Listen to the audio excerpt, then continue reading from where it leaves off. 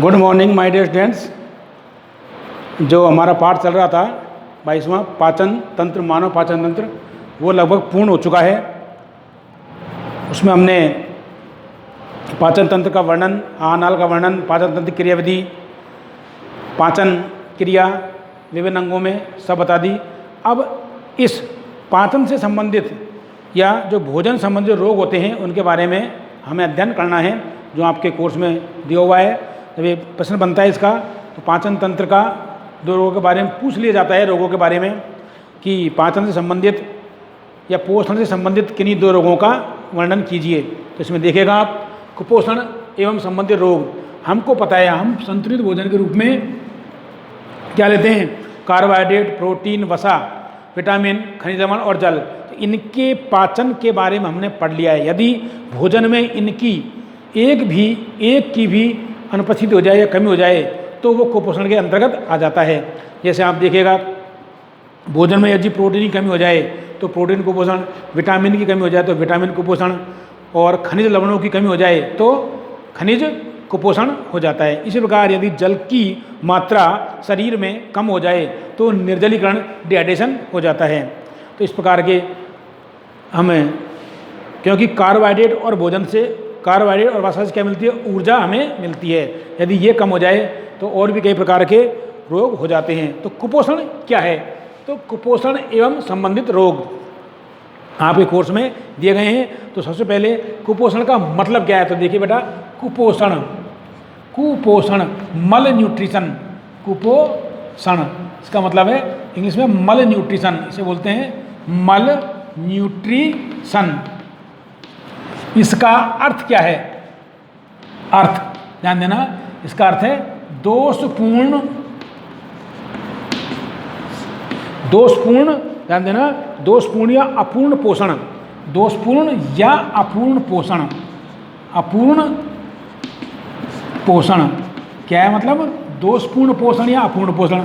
अब दोषपूर्ण पोषण क्या होता है? ध्यान देना, ऐसा पोषण जिसमें भोजन में या पोषक तत्वों में किसी भी एक पोषक तत्व की कमी हो जाए या लगातार कमी होती रहे तो वह अपूर्ण या दोषपूर्ण पोषण कहलाता है। फिर भी आप देख लीजिएगा, जब पोषण में लंबे समय तक, या इसकी परिभाषा देखो आप, जब पोषण में लंबे समय तक किसी एक या अधिक पोषक तत्व की कमी हो जाती है, किसी एक या अधिक पोषक तत्व की कमी हो जाती है, अथवा किसी रोग की वजह से या किसी रोग के कारण अवशोषण उपापचय करने की क्षमता नहीं रहती है शरीर द्वारा, तो उसे कुपोषण कहते हैं। तो आप इसकी परिभाषा देख लीजिएगा आप एक बार।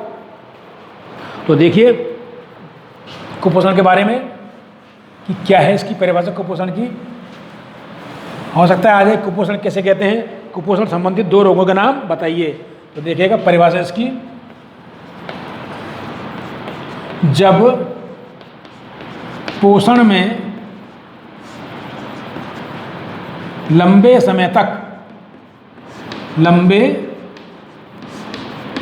तक किसी एक या अधिक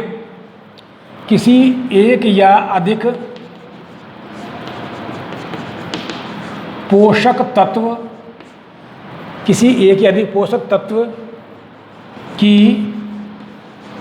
कमी, एक या अधिक पोषक तत्व की कमी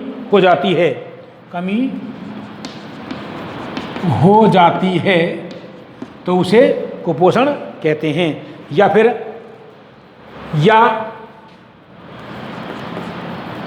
किसी रोग की वजह से, या किसी रोग के कारण, या किसी रोग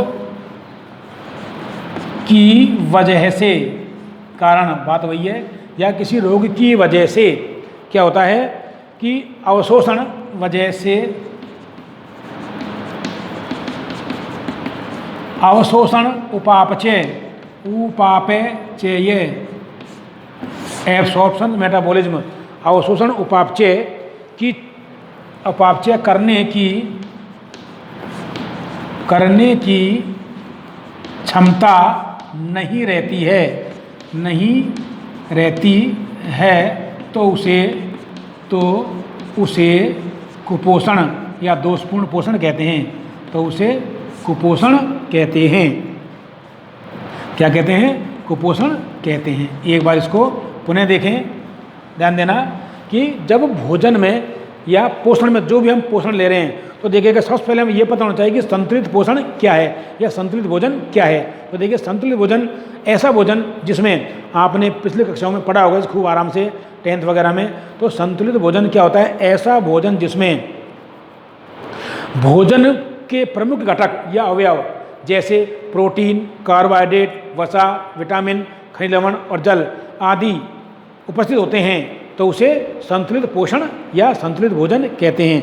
यदि इनमें से एक भी घटक अनुपस्थित हो जाता है तो वह संतुलित भोजन नहीं रहता है। क्या कहलाता है? असंतुलित भोजन कहलाता है। और यदि असंतुलित भोजन हम लगातार लंबे समय तक ग्रहण करते रहें तो हम कुपोषण से ग्रसित हो जाते हैं। या किसी हमारे शरीर में रोग हो जाता है, रोग के कारण भी अवशोषण उपापचय की क्षमता नहीं रहती है, मतलब जो पोषक पदार्थों के अवशोषण और उपापचय करने की क्षमता नहीं रहती है तो भी हम कुपोषित हो जाते हैं। तो इस प्रकार परिभाषा आपको दी गई है कि जब पोषण में लंबे समय तक किसी एक या अधिक पोषण या अधिक पोषक तत्व की कमी हो जाती है तो उसे कुपोषण कहते हैं। या किसी रोग की वजह से, शरीर में यदि कोई रोग हो की वजह से तो अवशोषण उपापचय या किसी रोग की वजह से अवशोषण उपापचय करने की क्षमता नहीं रहती है तो उसे कुपोषण कहते हैं। तो ये ध्यान देना, कुपोषण का जो प्रभाव होता है, ध्यान देना कुपोषण का प्रभाव आगे देखिएगा, शारीरिक एवं मानसिक दोनों प्रकार की दुर्बलताओं में प्रकट होता है या दोनों प्रकार की स्थितियों में प्रकट होता है। तो देखिएगा कुपोषण का प्रभाव,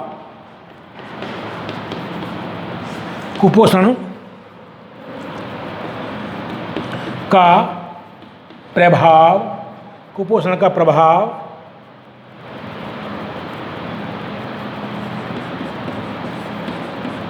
शारीरिक एवं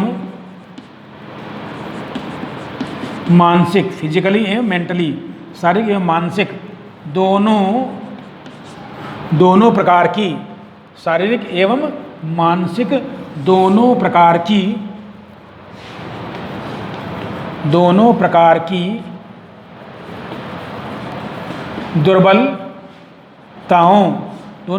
दुर्बलताओं में प्रकट होता है। ध्यान देना कि शारीरिक एवं मानसिक दोनों प्रकार की दुर्बलताओं के रूप में प्रकट होता है। मतलब दोनों प्रकार की दुर्बलताओं के रूप में प्रकट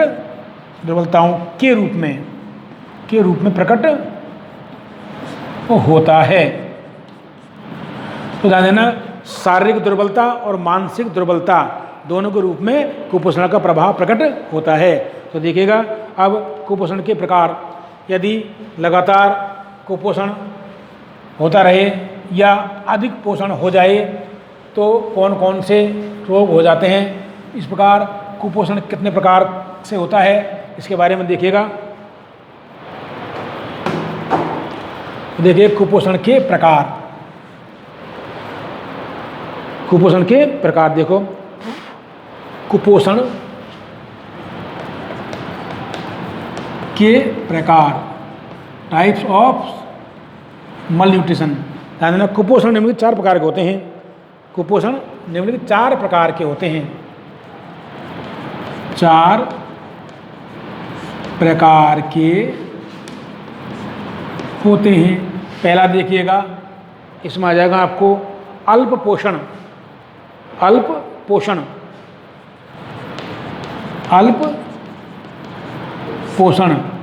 दूसरा है अति पोषण, यस अति पोषण। और तीसरा आ जाएगा आपको असंतुलित पोषण,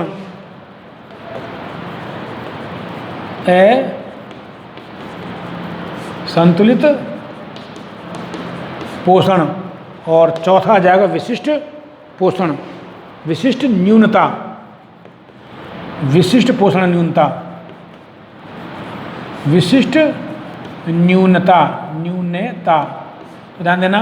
अल्प पोषण इसे बोलते हैं अंडर न्यूट्रिशन, अंडर न्यूट्रिशन, अल्प पोषण। इसमें क्या होता है, ध्यान देना, अल्प पोषण में ध्यान देना, जब लंबे समय तक भोजन की उपलब्धता अपर्याप्त मात्रा में होती है, जब लंबे समय तक भोजन अपर्याप्त मात्रा में प्राप्त होता है तो उसे अल्प पोषण कहते हैं, मतलब अल्प पोषण प्राप्त होता है। तो एक प्रकार का कुपोषण ये भी होता है। और दूसरा होता है अति पोषण, जब लंबे समय तक अत्यधिक मात्रा में पोषण प्राप्त होता है, जब लंबे समय तक अत्यधिक मात्रा में भोजन का उपयोग होता है, उपभोग किया जाता है, तो उसे अति पोषण कहते हैं। अब आता है असंतुलित पोषण, ऐसा पोषण जिसमें कुछ पोषक तत्व अधिक मात्रा में हो, ऐसा पोषण असंतुलित मात्रा में, ध्यान देना, ऐसा पोषण जिसमें कुछ पोषक तत्व अधिक मात्रा में होते हैं और कुछ पोषक तत्व कम मात्रा में होते हैं, अर्थात पोषण असंतुलित होता है तो उसे असंतुलित पोषण कहते हैं।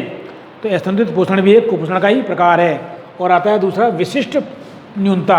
अब विशिष्ट न्यूनता के अंतर्गत ध्यान देना बेटा, जब पोषण में कोई विशिष्ट पोषक तत्व कम या अधिक मात्रा में अनुपस्थित होता है, या कम या अपूर्ण या अनुपस्थित होता है बिल्कुल, तो उसे विशिष्ट पोषक न्यूनता कहते हैं। अर्थात विशिष्ट पोषक न्यूनता के अंतर्गत कोई भी पोषक तत्व कम मात्रा में या न्यून मात्रा में होता है तो वह एक प्रकार का विशिष्ट न्यूनता पोषण कहलाता है। अतः निष्कर्ष रूप में हम कह सकते हैं कि व्यक्ति कुपोषण से कमजोर एवं दुर्बल हो जाता है या रोगी हो जाता है। तो देखिएगा ये कुपोषण के प्रकार थे, तो नाम से इनकी परिभाषा प्रकट होती है। अब आता है आपको ध्यान देना,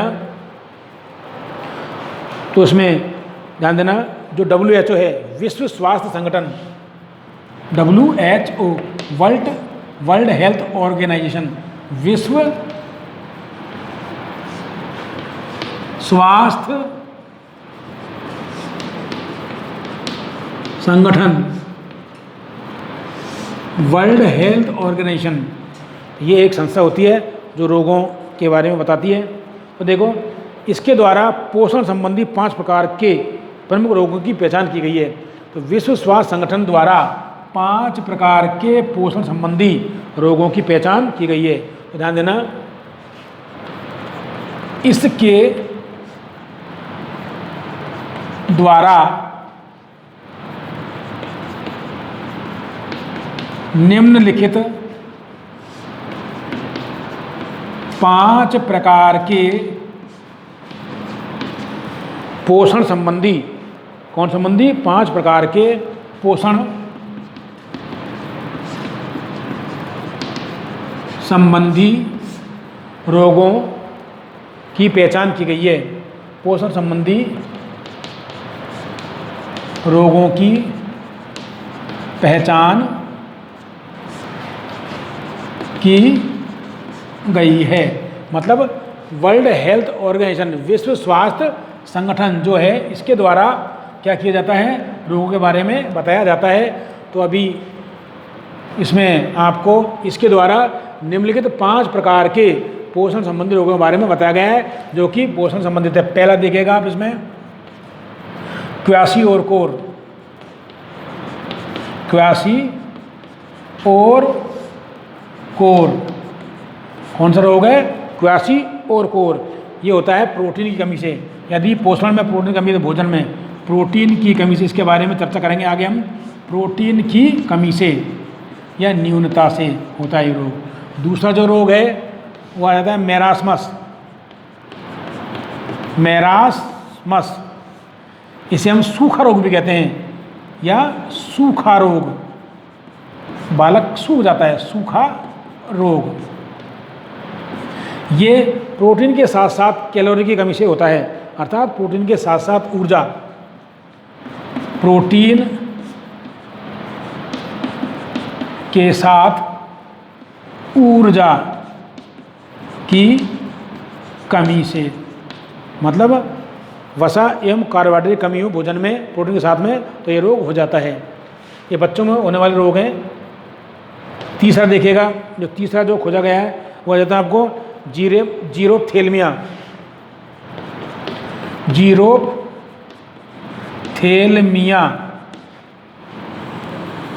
जीरोप्थेल्मिया, जीरोप्थेल्मिया ये रोग है विटामिन ए की कमी से होता है। ये होता है विटामिन ए की कमी से,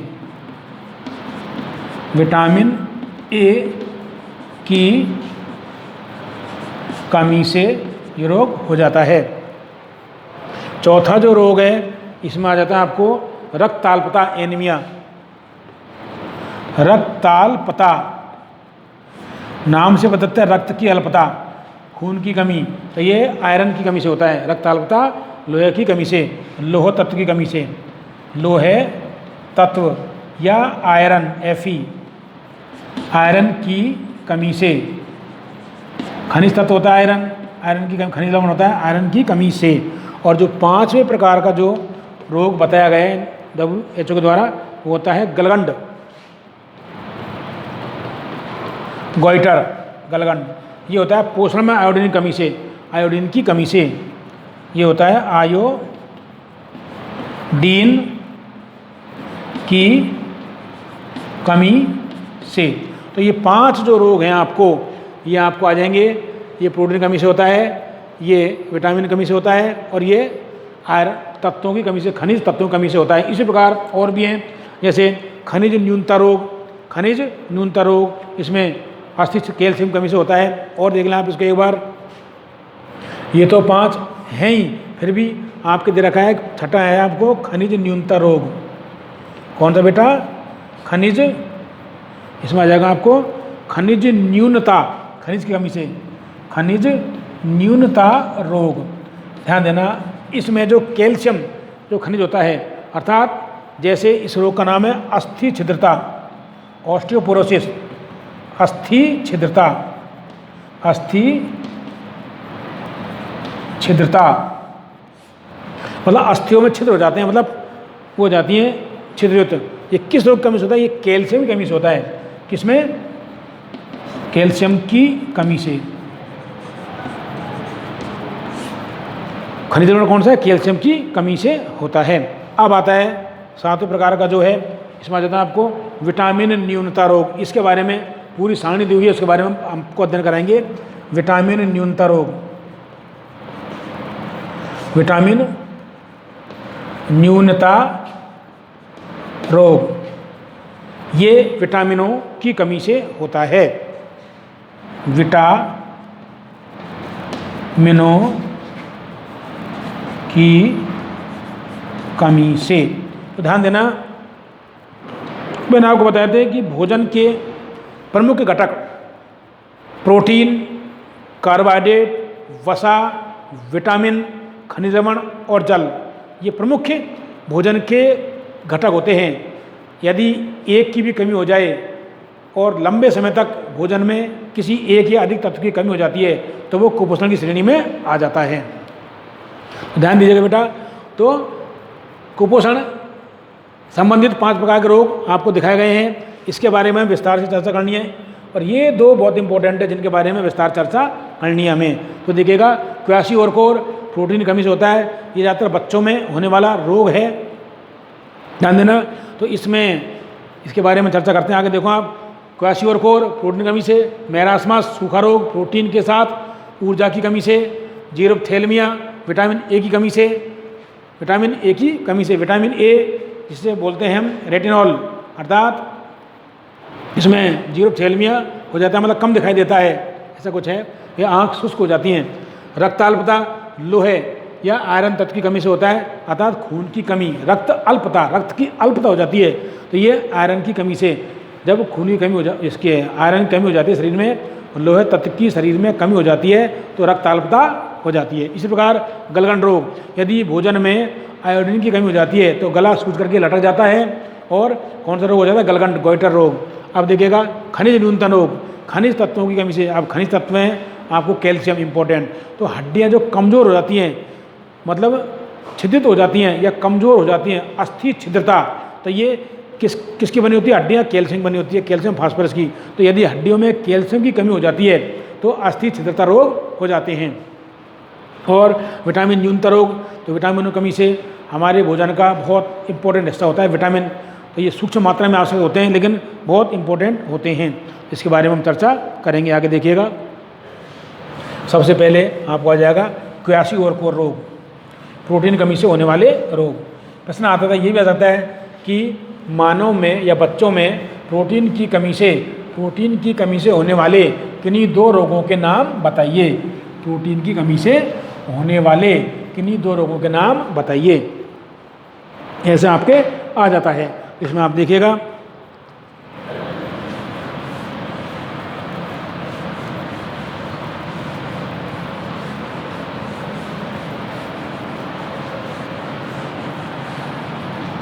प्रोटीन की कमी से होने वाला रोग, इसमें आ जाएगा आपको पहला रोग है क्वासी और कोर। प्रोटीन की कमी से होने वाले रोग, दो रोगों के नाम कौन कौन से? क्वासी और कोर और मेरास्मस, सूखा रोग। तो इसमें आ जाएगा क्वासी और कोर। आराम से आप नाम याद कर सकते हैं, क्वासी और कोर टुकड़ों में, क्वासी और कोर। यदि इंग्लिश देखेंगे इसकी, क्वा, KWASI, क्वासी और कोर, क्वासी और कोर, ध्यान दीजिएगा, क्वासी और कोर। इसमें देखो आप क्या होता है, यह मुख्यतया 1 से 3 वर्ष के जो बच्चे होते हैं, 1 से 3 वर्ष की आयु के बच्चों में प्रोटीन की कमी से होने वाला रोग है। जो बच्चे, ध्यान देना, जो बच्चे 1 ग्राम प्रोटीन प्रति किलोग्राम भार से भी कम ग्रहण कर पाते हैं, 1 ग्राम प्रोटीन प्रति किलोग्राम भार से भी कम ग्रहण कर पाते हैं, तो इस रोग से ग्रसित हो जाते हैं। तो देखो क्या है ये, इस रोग के बारे में देखें आप कि यह मुख्यतया, इसमें देखो, यह मुख्यतया 1 से 3 वर्ष की आयु वाले, 1 से 3 वर्ष की आयु वाले बच्चों में, 1 से 3 वर्ष की आयु वाले बच्चों में प्रोटीन की कमी से, किसी कमी से बच्चों में प्रोटीन की कमी से होने वाला रोग है। प्रोटीन की कमी से कौन से बच्चों में होता है? 1 वर्ष से लेकर के 3 वर्ष की आयु वाले बच्चों में प्रोटीन की कमी से होने वाला रोग है। ध्यान देना, इस रोग में क्या होता है, आगे देखो, जो बच्चे, ध्यान देना, जो बच्चे, ध्यान देना, जो बच्चे 1 ग्राम प्रति, 1 ग्राम क्या हो जाएगा, 1 ग्राम प्रोटीन, देखो, 1 ग्राम प्रोटीन प्रति किलोग्राम भार, 1 ग्राम प्रोटीन प्रति किलो भार, प्रति किलो भार, मतलब 1 ग्राम, मतलब यदि 1 किलो वजन का बच्चा है तो उसमें 1 ग्राम प्रोटीन आवश्यक होती है। 1 किलो प्रति किलो, इसमें आएगा आपको 1 ग्राम प्रोटीन, 1 ग्राम प्रोटीन प्रति किलो भार, भार प्रतिदिन से कम हो, भार प्रतिदिन से कम, प्रतिदिन से कम ग्रहण कर पाते हैं, ग्रहण कर पाते हैं, तो वे इस रोग से ग्रसित हो जाते हैं। तो वे इस रोग से ग्रसित हो जाते हैं, हो जाते हैं।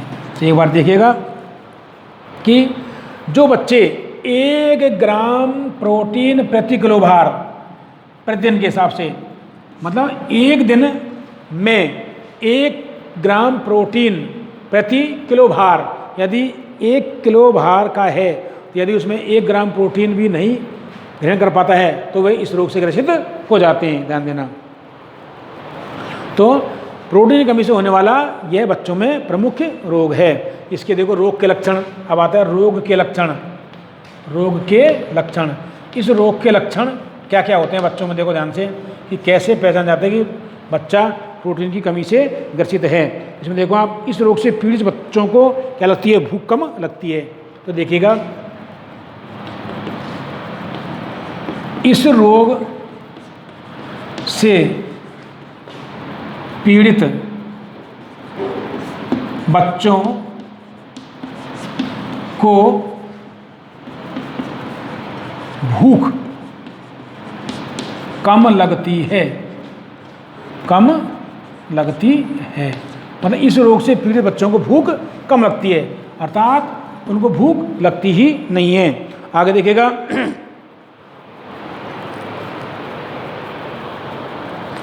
इसमें देखिएगा दूसरा जो लक्षण है, समझ जाएगा आपको, वजन कम हो जाना। मतलब वजन कम हो जाता है, भूख लगेगी, भूख नहीं लगेगी तो क्या होगा, वजन कम हो जाएगा। वजन कम हो जाता है, यह वजन का कम हो जाना। क्या लक्षण है, वजन का कम हो जाना। तीसरा आप देखिएगा, यदि वजन कम हो जाएगा, शरीर कैसे हो जाएगा, दुर्बल। शरीर दुर्बल एवं कमजोर हो जाता है और त्वचा काली शुष्क खुरदरी हो जाती है, या फिर शरीर में सूजन और पेट फूलना। दूसरा लक्षण है शरीर। तीसरा देखें, शरीर में सूजन और पेट का फूलना, और पेट का फूलना, ये भी लक्षण ग्रसित होता है। चौथा देखिएगा आप, इसमें त्वचा, इनका जो स्वभाव होता है, देखिएगा स्वभाव का चिड़चिड़ा, स्वभाव का चिड़चिड़ा व अरुचिपूर्ण होना एवं अरुचिपूर्ण होना। स्वभाव का चिड़चिड़ा एवं अरुचिपूर्ण होना। और पांचवा जो है, त्वचा का काली, त्वचा का काली शुष्क खुरदरी होकर फट जाना। काली शुष्क एवं खुरदरी होकर फट जाना। शुष्क एवं खुरदरी होकर फट जाना। अब आता है बालों का पतले, और देख लीजिएगा आप, जो आपके कोर्स में बालों का, ध्यान देना, बालों का क्या हो जाता है, पतले, कम एवं लाल सफ़ेद हो जाना। बालों का पतला, कम एवं लाल व सफ़ेद हो जाना। तो देखिएगा इस रोग के क्या क्या लक्षण हैं, ध्यान देना। एक बार दोबारा पढ़े कि इस रोग से पीड़ित बच्चे या इस रोग से ग्रसित बच्चे को भूख कम लगती है, अर्थात भूख कम लगती है, भूख लगती नहीं है। वजन कम हो जाता है, खाएगा नहीं तो उसका वजन ऑटोमेटिक कम हो जाएगा। और देखो शरीर में सूज जाता है शरीर, और पेट फूल जाता है, पेट बाहर निकल जाता है। और स्वभाव चिड़चिड़ा एवं अरुचिपूर्ण हो जाता है। त्वचा काली एवं शुष्क एवं खुरदरी होकर के फट जाती है। बालों का पतला, कम एवं लाल सफ़ेद हो जाते हैं। तो देखिएगा इस रोग के लक्षण है। तो प्रश्न आता है, क्वासियोर कोर के 2 लक्षण एवं उपचार बताइए। अब इसके उपचार के बारे में हम आपको, या उपाय के बारे में, बचाव के उपाय के बारे में अगले नेक्स्ट टॉपिक में बताएंगे आपको। इसलिए धन्यवाद है इसका। देखिएगा।